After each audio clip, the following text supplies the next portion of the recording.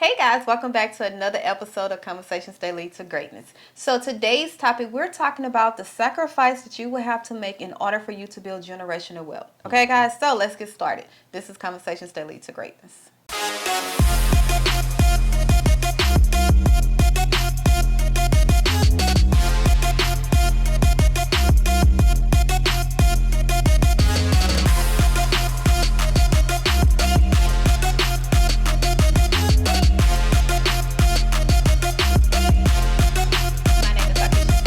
Lester Smith. And we're committed to helping you guys tap into your greatness by uploading great episodes on a weekly basis that will educate, motivate, and inspire you to create the life you desire. Okay? Now, today we're talking about sacrificing. Yes. And not just regular sacrificing, but the sacrifice that you have to do in order for you to obtain and build generational wealth. Okay?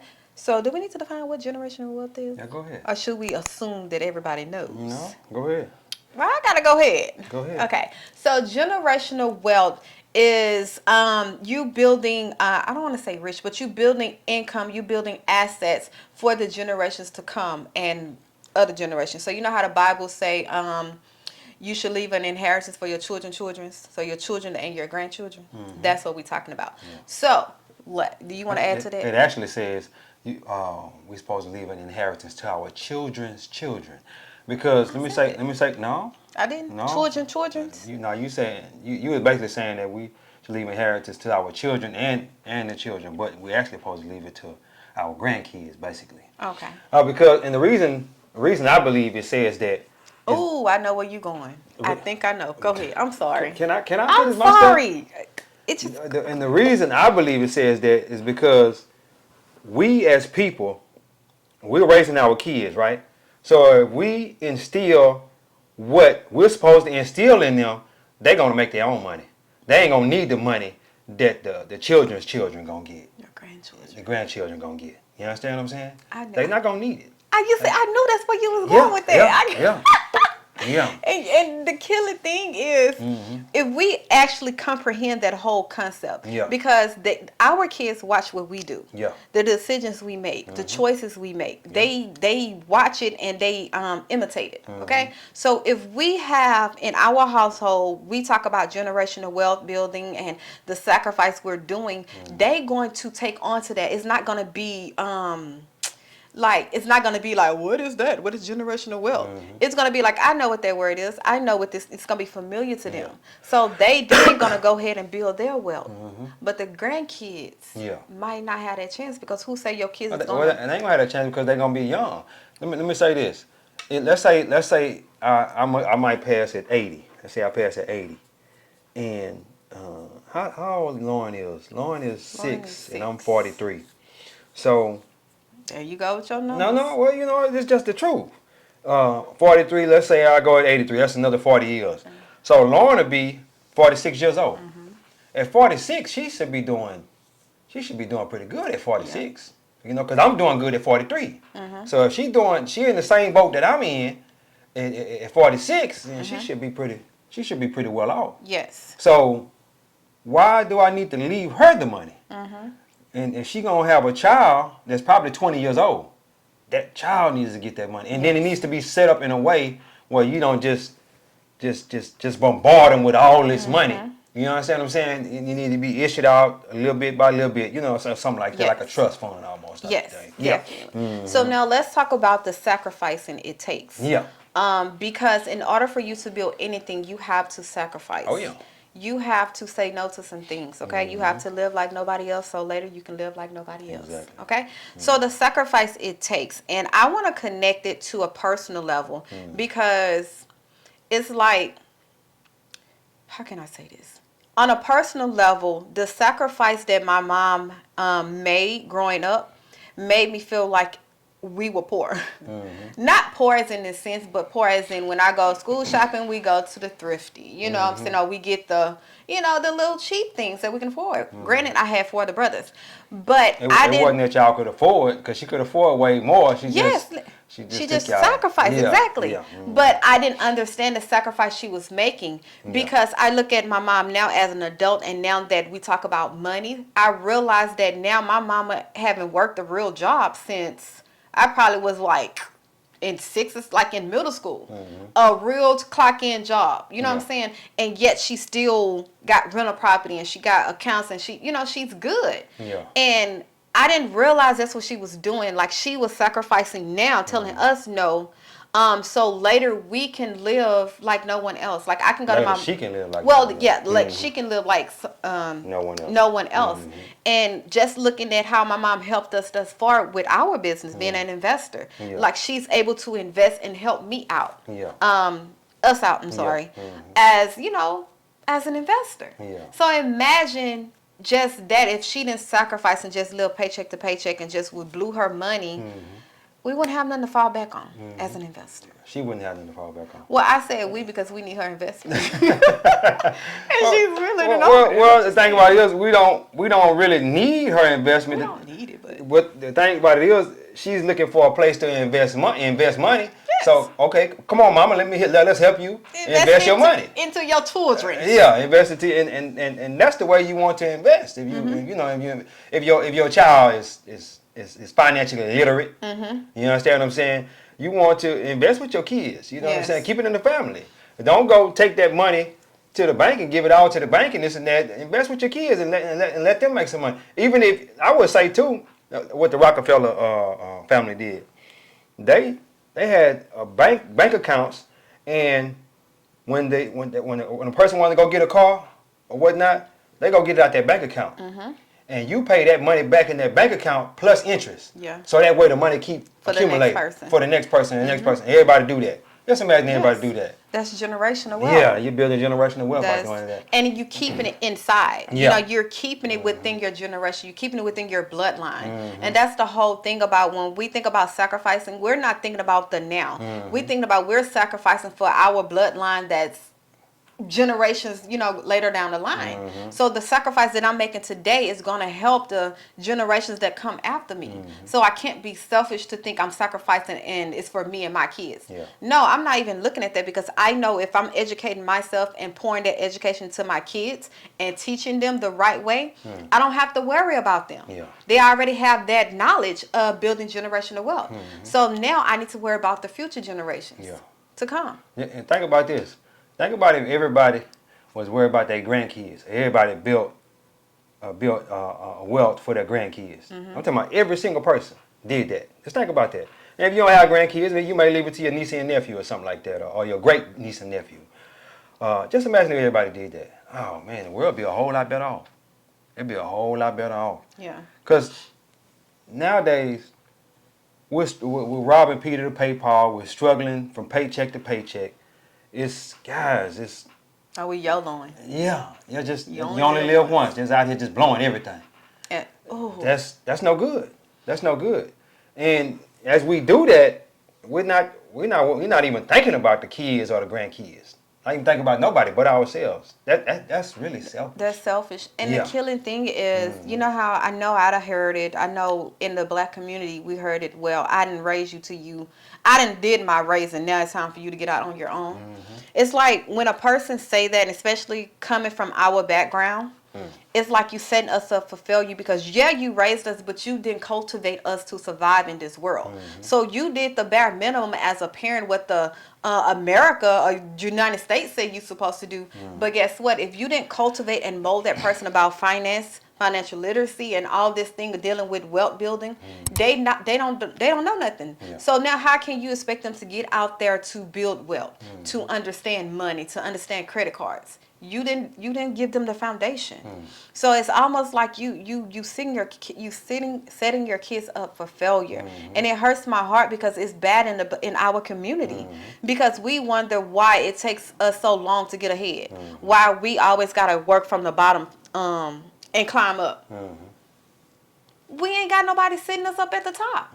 We are too selfish in our own being and selfish with our own life that we don't even think about future generations. Hell, we rarely think about our kids once they get grown. I worked the same job for 20 years, and you just don't realize the amount of times that I've heard people say, I'm talking about these are guys. We should be the main one as men, setting our family up, setting our grandkids up. But you just don't realize the amount of times I done heard, Nobody didn't give me nothing, so I ain't leaving nothing for nobody else. That. Oh man. That. Now you see how crazy Nobody that left sounds. me anything, so I'm not leaving anybody anything. I'm gonna blow all mine now. Yes. I've heard that so many times, Mm-hmm. and that hurts me to my heart because, bro, you, You know how it feels to struggle. Yeah. So now you finna put that same struggle on the one that you brought into this world. Exactly. The one you said you love and you would die for. Mhm. You finna put that same struggle that you know, true knowledge Mhm. of how hard it is for you to come up. Yeah. That is so, yeah. Mhm. It's crazy. Yeah. Like, I want you guys to think about that. And even if you have said that, think about that. Mhm. That is the same thing probably your parent done told you. And you just picked that up. And you Mhm. just passing it on generation after generation. Yeah. Your bloodline will never see generational wealth. Unless it comes someone, God put someone in y'all bloodline to be different. Yeah. To stop that generational choice. Mhm. And to break it. But yeah. You know what this conversation make me think about? What? The book Rich Dad Poor Dad by Robert Kiyosaki. His rich dad was all in all these different kind of businesses and whatnot. He couldn't go to his poor dad and ask his poor dad for financial literacy and anything that had to do with finances because he basically told him, you know, I've been working for the same job for all these years and this is what I'm gonna do till I die. Basically, that's what he told him. Yeah. But And you should do the same. yeah, and you should do the same. And the rich dad just told him, no, that ain't what we do. Mm-hmm. You know what I'm saying? So yeah, this conversation really makes me think about that book. Yeah. Mhm. It definitely And I does. recommend if you guys never read Rich Dad Poor Dad to definitely tap into that. That's by Robert Kiyosaki. That's definitely a good book. Yeah. Mm. Now let's talk about sacrificing. Mm. Because I want, like I always say, I know you probably get tired of me hearing this in episode after episode, but we can't speak on nothing we are not doing or we haven't been through. So when we say sacrificing to build generational wealth, we know firsthand because we sacrifice and we're still sacrificing.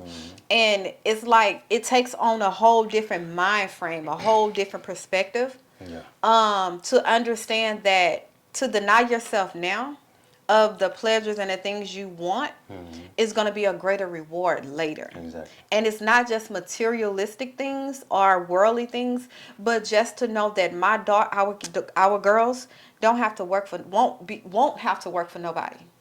Don't have to go to college if they don't want to. They can actually either work with the family businesses or start their own business, and they're gonna do it 100% without that, because we're sacrificing it and putting Put the work in now. putting the work in and putting things in place so that thing can happen. Yeah. We will sacrifice. I don't need them to sacrifice. Exactly. I need them to live their life because God put them on this earth and blessed us with that blessing for us to take care of and cultivate them. Yeah. They don't need to sacrifice. We got to do the sacrifice. They not the parent. We the parent. Yeah. They have to sacrifice for their own kids. Yeah. Mhm. But then you give them a head start. Yeah. You put them up. You know my main thing I sit back and think about when we leave high school and we go to college, you basically $100,000 in debt already. You ain't even start working yet. $100,000 in debt already. Why would you put that on your kids when you could sacrifice early in life and then either pay that $100,000 for them to go to college or give them that $100,000 and tell them, hey, go on out there in the world and make something happen. But you know, if you do that, you'll give them guidance and knowledge. You ain't gonna just give them $100,000 tell them to go blow that. Yes. But you know, I've often told you that when our kids get 18, 19, 20 years old, we're gonna get them a duplex apiece. You know that's gonna give them firsthand knowledge on being a landlord. Exactly. Yeah. So you know what I'm saying, they already they already have their first business right there. You know what I'm saying. I'm pretty sure they'll have a business before that, but that'll give them they start in the real estate game. Right, in the real estate game. That's definitely because you're putting systems in place. Yeah. And that's the thing, like we have to educate ourselves on the way other people put systems in place, the way the other races build generational wealth. Because coming from like with us, we don't know about generational wealth. Okay, so you have to look to other people who actually have history, have experience in building generational wealth. That's why generational wealth. That's why I always tell people, get outside your comfort zone of who you talk to. You know, don't just stick to one particular type of person. Or one particular race. I didn't want to say. Well, Yeah. yes, one particular race. That's the truth. You know what I'm saying? Get around other people that is not afraid to say, "Hey, this is how we did it." You know what I'm saying? But I think the hardest thing is the level of sacrifice. We don't understand that it's a certain level of sacrifice that you have to get to so you can build that wealth like them. Not the wealth where if grandma and papa died and they left you six figures, like say $100,000, and you got to split it between the siblings. That ain't that. It is. Is that a come up? Like, I mean, it is a come up. You ain't necessarily looking for no come up. You know what I'm saying? But they left them something. Yes. We pretty much talking about these people that don't leave nobody nothing. But a bunch of debt. You know what I'm saying? Because they out there. It's a bunch of them out there. They don't leave nobody nothing. You know what I'm saying? Like, bro, you didn't think way back when you was out there partying and clubbing and doing your thing out here in these streets, and you didn't think about, well, I got these kids. I need to leave them something. I need to leave my grandkids something. You didn't think about that. You just balling out. Because they thought that when I die, the debt died.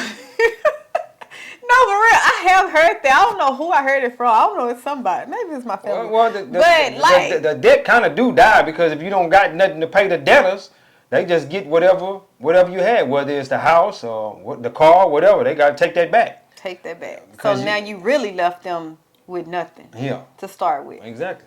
Exactly. Generational wealth. Yeah, building generational wealth. So let's talk about some ways that we're doing to build generational wealth. I know we have, our own businesses. Yeah. We have 3. Is it 3 now? Because I closed my shop down. That's 3. Airbnb, Turo. 4 or 5, I can't remember.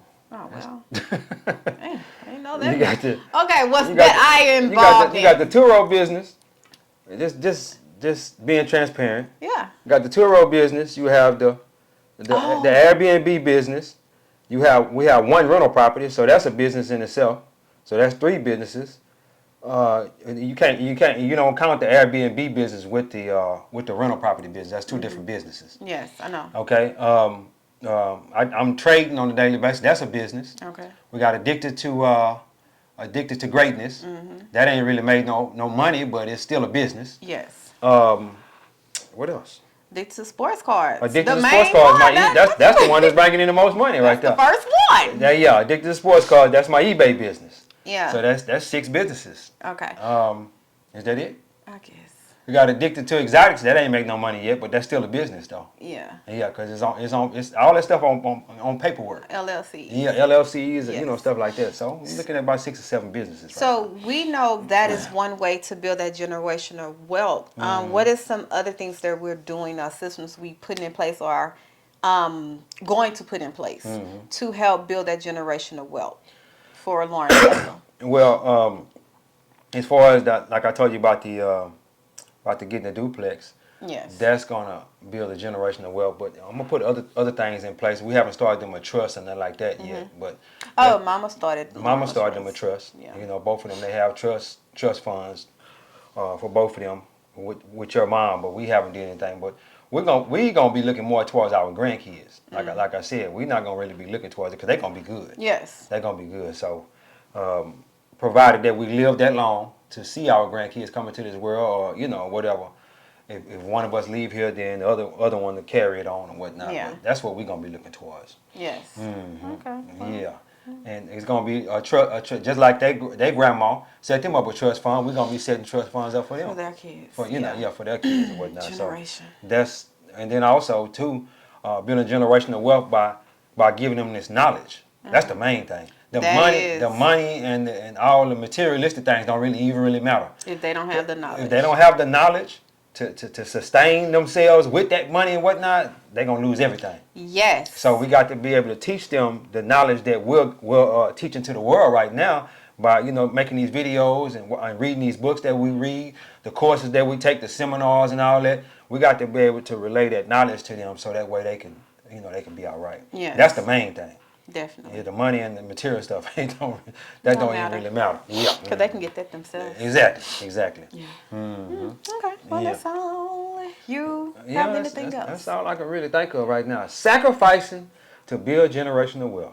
Sacrifice. Yeah. You have to sacrifice. Yeah, you got to sacrifice. You got to deny yourself. Delayed gratification. Yes, that's what I was looking for. Yeah, delayed gratification. You got to delay that gratification. You know, you be saying to yourself, "Well, I deserve a new car. I deserve this. I deserve that." Now, just you might deserve a new car, but don't get the car that you really want. Don't get that kind of cut back a little bit until you got that foundation built up for your grandkids or what now your kids or your grandkids. So you have that then go get that car that you want after you got that foundation built up. And then when you say that, because you think about the people, I work hard for my money and I deserve it. Yeah. But then you have to think about that mindset. That being selfish. No, not even that. That's a mindset that you're working for your money. Mm-hmm. Instead of when you flip it around, in order for you to build generational wealth, you got to have other things working for you. You have to have other streams of income. Multiple streams of income. Yes, because you're only one person. You only have 24 hours a day. Yeah. You can't build wealth by yourself. You got to take your employees, which is your dollar bills, and have them working for you. Exactly. So that is why a person be like, I deserve it. This is my money because I work hard for it. Yeah. But guess what? When you flip that around and change your mindset and understand that I'm not finna work hard for nothing that I want. I'm finna create a product, create a system, create a stream of income that's gonna pay me to just sell it or do whatever else I need to do. That's gonna pay me. Exactly. And I'm going to use that money to buy what I want. Exactly. Why? Creating generational wealth. Look at that. Yeah. So I take a stream of income. Like Airbnb, right? We buy, let's say, 10 Airbnbs.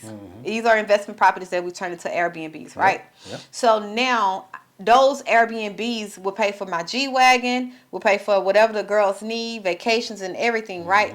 And still, when they get older, 16, I can let go that stream of income and give it to them, have them to run it. And now they can do the same thing. And it's like a repetitive thing until the house is paid for. Yeah. Once all them houses are paid for, they have a whole portfolio. Yeah. That you can pass down to your kids. Yeah.